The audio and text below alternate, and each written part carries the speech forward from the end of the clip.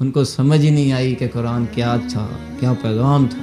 پھٹے مارتا ہوا سمندر تھا کہ جس قلب کو اس قرآن کی سمجھ آنے لگے وہ تو اپنے حوص و حواس، اپنے جذبات، اپنے احساسات پہ قابو نہیں رکھ سکتا۔ یہ ایسی چیز ہے میرے بھائیو دوستو، وہ سکون سے بیٹھ ہی نہیں سکتا، اس کی زندگی کے اندر سکون نہیں آیا، اس کی نیندیں حرام ہو جائیں گی میرے بھائیو۔ تو آج میرے بھائیو یہ غم جس دن تمہیں لگے گا نا، تم بھی بھاگو گے۔ دیکھنے والے کہتے ہیں یہ کیا ہے، کبھی کسی شہر بھاگا جاتا ہے، کبھی کسی شہر بھاگا۔ میرے بھائیو دوستو، تمہیں جس دن یہ غم لگے گا نا، تم بھی سکون سے نہیں بیٹھو گے۔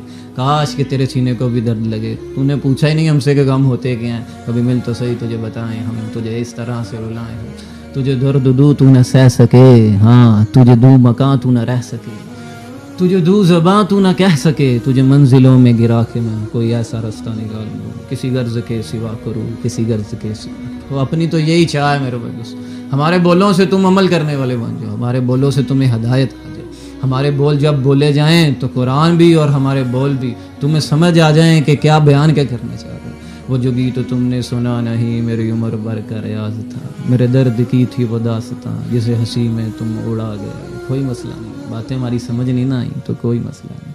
اللہ تو ہے نا جو جانتا ہے کہ ہم کون ہیں اور وہ لوگ کون ہیں جنہوں نے سینوں میں غم رکھے ہیں۔ آج ہمارے غم بہت چھوٹے ہیں، غموں کے اوپر غم جو لوگوں کے بڑے تھے نا، تو ہم ان کو پہچان نہیں سکے وہ لوگ کون تھے۔ آج بہت چھوٹے غم ہیں، ہم نے غم دیکھے نہیں ہیں، یہ صاف اور واضح بات کہہ رہا ہوں، ہاں ہم نے غم ابھی دیکھے نہیں ہیں۔ تو قرآن کو ٹائم دے دو میرے بھائی دوستو، قرآن کو سمجھ لو، اللہ کے پیچھے بھاگ جاؤ۔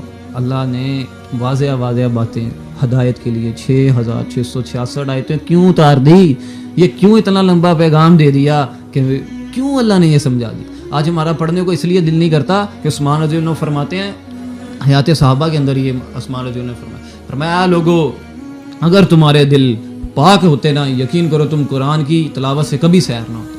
آج ہمارے دل ہم قرآن کو اس لیے نہیں پڑھتے، اتنا ٹائم اس لیے نہیں دے سکتے، یہ فیس بک، واٹس ایپ، میسنجر، ٹویٹرز کو پڑھتے مر جاؤ گے یار۔ اللہ کو کیا منہ دکھاؤ گے یار، اللہ کو کیا منہ دکھاؤ گے۔